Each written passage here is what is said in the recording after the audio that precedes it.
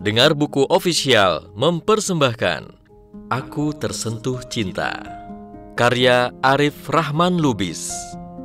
Diterbitkan oleh Teladan Publishing, Gading Regensi Soekarno-Hatta, Bandung. Dibacakan oleh Faris Olis.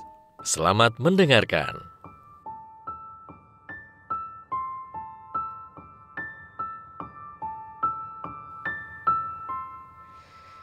Lucu ya, kalau di masa sekarang kita masih mendapati ada sebagian orang yang mau menolong hanya jika ada imbalan yang kelihatan.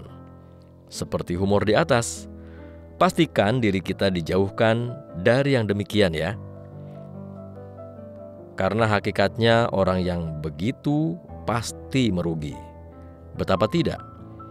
Ia mengharap imbalan beberapa puluh ribu dari kebajikan yang ia kerjakan, dan melepaskan balasan kebaikan yang sangat banyak dari sisi Allah. Bukankah Allah pasti akan membalas kebaikan yang kita lakukan, bahkan dengan balasan yang jauh lebih baik, bukan hanya di dunia, melainkan di dunia dan juga di akhirat. Dari Abu Hurairah radhiyallahu an, Nabi SAW bersabda, "Barang siapa yang melapangkan satu kesusahan dunia dari seorang mukmin, maka Allah melapangkan darinya satu kesusahan di hari kiamat. Barang siapa memudahkan urusan orang yang kesulitan dalam masalah hutang, maka Allah Azza wa Jalla memudahkan baginya dari kesulitan di dunia dan akhirat. Barang siapa menutupi aib seorang muslim, maka Allah akan menutup aibnya di dunia dan akhirat. Allah senantiasa menolong seorang hamba selama hamba tersebut menolong saudaranya." Hadis riwayat Muslim. Kita pasti menerima balasan kebaikan atas kebaikan yang kita berikan. Itu pasti. Dan dari sisi Allah, balasan kebaikannya sangat luar biasa. Bahkan insya Allah menjadi salah satu jalan datangnya cinta Allah untuk kita. Ya, Allah mencintai hambanya yang berbuat kebajikan. Allah menyukai orang-orang yang berbuat kebajikan. Quran Surat Ali Imran ayat 134. Di dalam sebuah hadis, Rasulullah SAW pernah menyampaikan bahwa Allah paling mencintai manusia yang paling bermanfaat bagi orang lain. Manusia yang paling dicintai Allah adalah yang paling bermanfaat bagi manusia. Dan pekerjaan yang paling dicintai Allah adalah menggembirakan seorang muslim, atau menjauhkan kesusahan darinya, atau membayarkan hutangnya, atau menghilangkan laparnya. Sungguh, aku berjalan bersama saudaraku yang muslim untuk sebuah keperluan, lebih aku cintai daripada beriktikaf di masjid ini, Masjid Nabawi, selama sebulan. Hadis riwayat Tabrani. Luar biasa. Pekerjaan yang tidak disangka besarnya kecintaan Allah adalah menggembirakan seorang muslim, menjauhkan kesusahan darinya, membayarkan hutangnya, atau menghilangkan laparnya. Bahkan berjalan bersama saudara yang muslim untuk membantu keperluannya lebih dicintai Rasulullah SAW daripada iktikaf sebulan di Masjid Nabawi. Allahu Akbar. Ada kaidah agung dalam Islam yang menyatakan, balasan itu sesuai dengan amalan. Jika kita berusaha menyenangkan hati orang lain, maka Allah juga akan menyenangkan hati kita. Jika kita berupaya membantu menyelesaikan kesulitan yang dihadapi orang lain, maka Allah pasti akan membantu menyelesaikan persoalan kita. Sahabat, resapilah perkataan emas dari Ibnul Qayyim Al-Jauzi berikut ini. Boleh jadi, saat engkau tidur terlelap, pintu-pintu langit sedang diketuk oleh puluhan doa kebaikan untukmu. Dari seorang fakir yang telah engkau tolong, atau dari orang kelaparan yang engkau beri makan, atau dari orang yang sedih yang telah engkau bahagiakan, atau dari orang yang berpapasan denganmu yang telah engkau berikan senyuman, atau dari orang yang dihimpit kesulitan dan telah engkau lapangkan. Dan janganlah sekali-kali engkau remehkan sebuah kebaikan. Sahabat, berusahalah lebih peduli dan peka. Bukankah di sekitar kita ada orang sakit yang tidak bisa berobat ke dokter karena kesulitan dana? Bukankah di dekat rumah kita ada anak-anak putus sekolah karena tidak ada biaya? Bukankah di lingkungan kantor kita ada orang-orang yang kesulitan makan dan cemas besok mau makan apa? Jika kita lebih peduli dan peka, jika kita berusaha membantu dengan ketulusan hati kita, jika kita ikhlas meringankan kesulitan mereka, atau membantu pendidikannya, atau mengenyangkan perutnya, atau menolong biaya pengobatannya, demi Allah, kita tidak akan pernah dibiarkan Allah sendirian. Demi Allah, kita tidak akan dibiarkan Allah menghadapi ujian kehidupan, melainkan mendapatkan pertolongan. Maka bagaimana mungkin Allah membiarkan dirimu bersedih dalam permasalahan menjemput jodohmu jika kamu selalu membahagiakan hati-hati manusia? Bagaimana mungkin kamu tidak ditolong Allah sementara kamu selalu membantu hamba-hambanya? Bantulah temanmu yang butuh bantuan dalam pelaksanaan pernikahannya. Bantulah temanmu dalam menyebarkan undangan resepsinya. Bantulah temanmu yang akan menikah untuk mengenal ilmu-ilmu membangun rumah tangga Islami. Yakinkan dan semangati temanmu yang sudah siap untuk bisa serius menjemput pernikahan. Dengan tulus, doakan dia. Jangan lupa, pinjami atau hadiahi temanmu buku-buku yang bermanfaat untuk mempersiapkan dirinya memasuki gerbang pernikahan, termasuk buku Aku Tersentuh Cinta ini. Sampaikan pula kisah indah ini kepada sahabat-sahabatmu. Semoga bermanfaat untuknya dan membahagiakan hati mereka. Suami istri dikaruniai anak di awal pernikahannya, tetapi penyakit aneh menimpa sang bayi. Berbagai pengobatan dicoba, namun seakan tak berdaya untuk menyembuhkan, bahkan semakin memburuk. Ketika kondisi anak sudah sangat mengkhawatirkan, mereka mendatangi dokter terbaik. Dokter berkata, "Apabila panas anak Anda tidak turun malam ini, kemungkinan besar dia akan meninggal esok hari."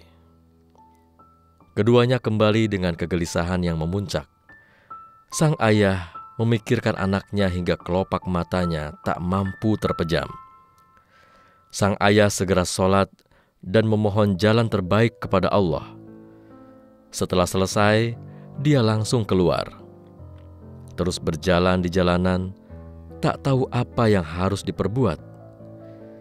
Tiba-tiba, dia teringat pada sebuah hadis Rasulullah SAW tentang sedekah.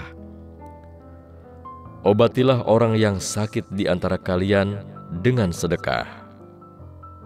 Namun dia bingung, siapa harus dia temui di malam ini?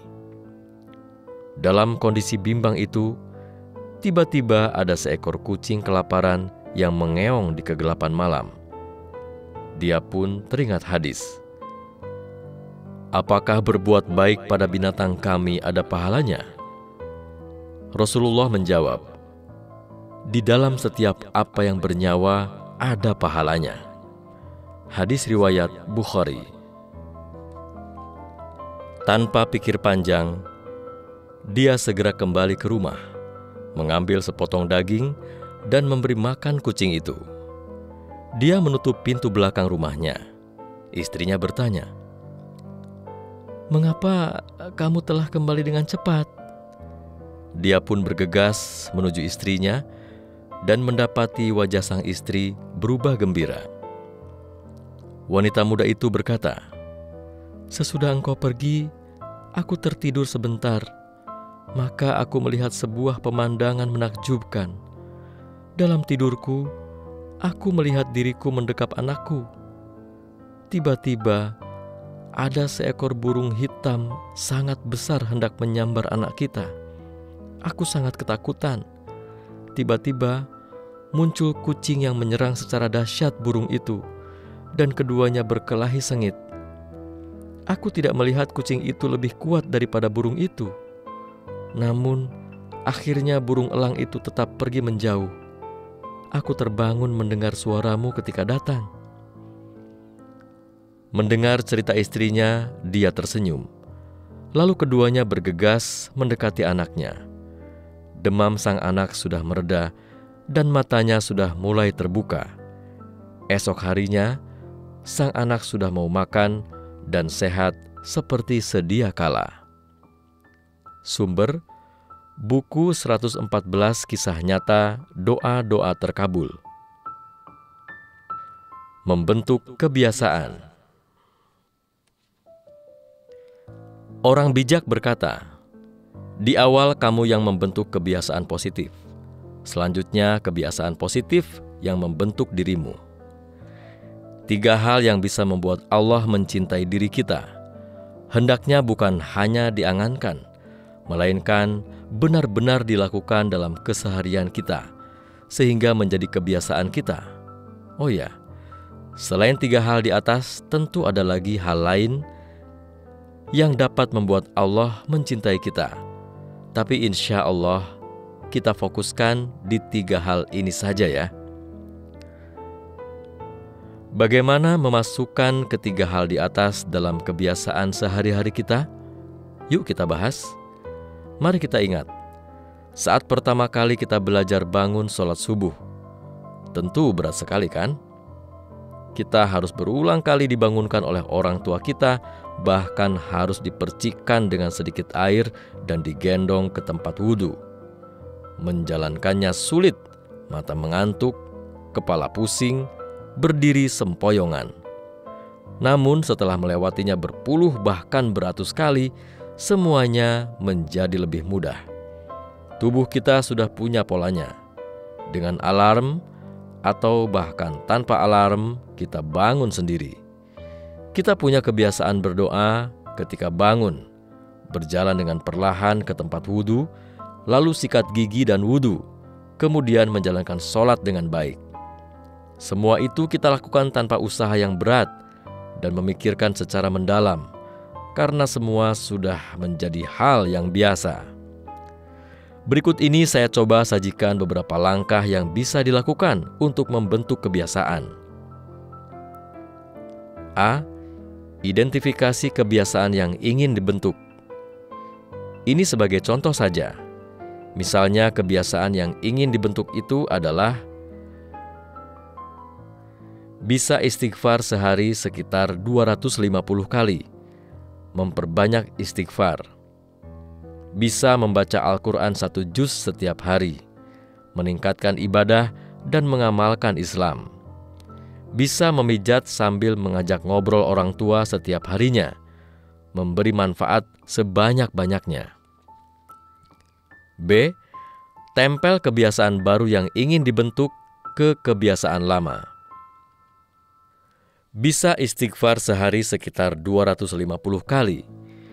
Tempelkan setiap selesai sholat wajib, masing-masing 50 kali. Bisa membaca Al-Quran 1 juz setiap hari. Tempelkan setiap selesai sholat subuh dan setelah isya, masing-masing 10 halaman. Setiap hari bisa memijat sambil mengajak ngobrol orang tua. Tempelkan saat sehabis makan malam, minimal 15 menit. C. Komitmen 40 hari. Ada penelitian yang dilakukan Philippa Lely dari University College of London. Hasil penelitian itu mengatakan bahwa dibutuhkan rata-rata 66 hari untuk membuat sebuah kegiatan menjadi kebiasaan kita. Semakin mudah aktivitas yang ingin dilakukan, semakin cepat pembiasaannya. Jika semakin sulit, tentu semakin lama. Kita coba untuk komitmen di 40 hari. Karena kebiasaan yang ingin dibentuk bukanlah hal yang sangat sulit. D. Mulai dari yang kecil. Mulai dari yang kecil. Jika masih berat 60 kali istighfar setiap sehabis sholat wajib, maka mulai dari 20 kali, biasakan 40 hari. Kemudian menjadi 60 kali sehabis sholat wajib. Jika sulit 1 juz tilawah Quran setiap hari, mulai dari 5 halaman, lalu 10 halaman, lalu 15 halaman, lalu 1 juz. Setiap tahap, lakukan 40 hari. Jika sulit memijat orang tua sambil ngobrol santai setiap hari, lakukan misal seminggu sekali, lalu seminggu 2 kali, lalu seminggu 3 kali. Begitu seterusnya, tambahkan sampai bisa jadi kebiasaan setiap hari. Ingatlah, puluhan kilometer hanya bisa ditempuh jika kita terus melanjutkan langkah. Dari langkah pertama, kedua, ketiga, keempat, dan seterusnya. Aliran sungai adalah kumpulan tetesan demi tetesan air, dan gunung menjulang merupakan tumpukan tanah, pasir, dan bebatuan.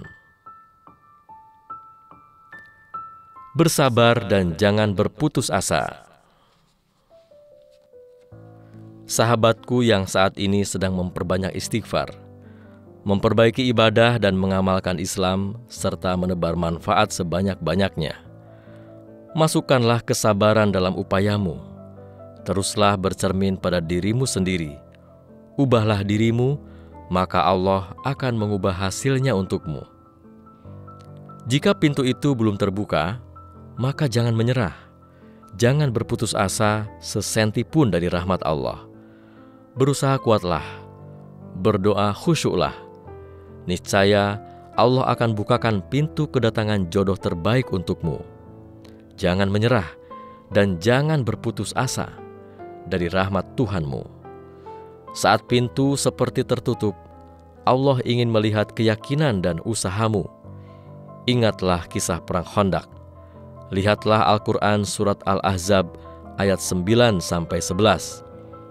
Saat Madinah dikepung oleh sekitar 10.000 tentara gabungan kaum kafir, hati kaum muslimin begitu sesaknya, laksana tercekat sampai ke kerongkongan.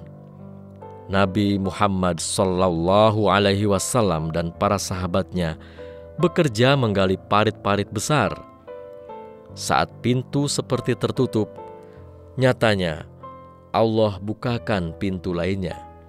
Allah kirimkan angin topan yang memporak-porandakan kemah musuh dan membuat mereka gemetar ketakutan sehingga pulang kembali ke rumah mereka.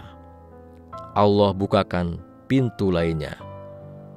Bukan dari kemenangan perang karena strategi parit, namun dari pintu angin topan yang begitu luar biasa. Jangan menyerah dan jangan berputus asa dari rahmat Tuhanmu.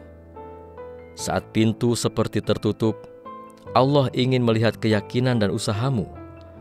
Tahukah kamu kisah Siti Hajar bersama anaknya Ismail kecil yang ditinggalkan suaminya Ibrahim alaihissalam di lembah kering tandus karena perintah Allah? Ia dan anaknya yang masih kecil pun tinggal di lembah kering tandus itu, dan selang beberapa waktu persediaan air mereka habis. Anaknya yang masih kecil sudah mulai kehausan. Maka Siti Hajar pun berlari hilir mudik sampai 7 kali naik turun antara Bukit Syafa dan Bukit Marwa demi mencari air. Namun tak ada setetes air pun yang didapatkannya. Saat pintu seperti tertutup, nyatanya Allah bukakan pintu lainnya. Tanpa diduga ketika Nabi Ismail kecil menggerak-gerakkan kakinya karena ingin minum, keluar air melimpah dari bawah padang pasir dengan suara yang bergemuruh. Allah bukakan pintu lainnya, bukan dari keberhasilan mencari air di antara Safa Marwah, namun dari pintu melimpahnya air di bawah kaki Nabi Ismail kecil yang tak disangka-sangka. Bersabarlah, jangan berputus asa, dan yakinlah akan janji Allah. Sesungguhnya, bersama kesulitan ada kemudahan. Sesungguhnya, bersama kesulitan ada kemudahan. Bersabarlah, jangan berputus asa. Setelah malam yang pekat, ada pagi yang cerah. Setelah hujan yang deras di langit gelap, ada pelangi yang indah. Yakinlah, setelah kesulitan melingkupimu, ada sebuah kebahagiaan untukmu. Percayalah, setelah air mata yang mengalir, akan ada senyuman yang akan terukir. Jadikan masa mendekatkan jodoh idaman sebagai masa terbaikmu berjuang meraih cinta Allah. Luruskan niatmu meraih cinta Allah. Kalau engkau dicintai Allah, maka akan bahagia keseluruhan hidupmu. Ketika kau gelisah menunggu, maka kepada Allah segera kau akan kirimkan doamu. Kau pun percaya, kalaupun kau tak tahu alamat jodoh terbaikmu, tapi Allah yang memberikan rezeki jodoh terbaik tahu alamatmu. Kalaupun kau tidak bisa sampai kepadanya, maka Allah yang memiliki jodohmu akan sangat mampu menggerakkannya untuk bisa sampai kepadamu. Bersabarlah dan jangan berputus asa dari rahmat Tuhanmu, walau kadang kau letih menunggu. Karena bisa jadi Allah sedang menguji sampai di batas waktu penantianmu, hingga akhirnya ada sosok yang datang menemui ayahmu dan menyatakan ketulusan hati untuk menikahimu.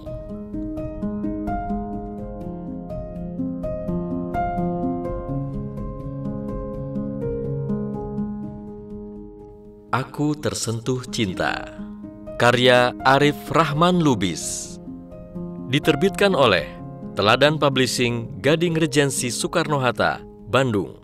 Dibacakan oleh Faris Olis. Terima kasih. Nantikan audiobuku lainnya hanya di channel Dengar Buku.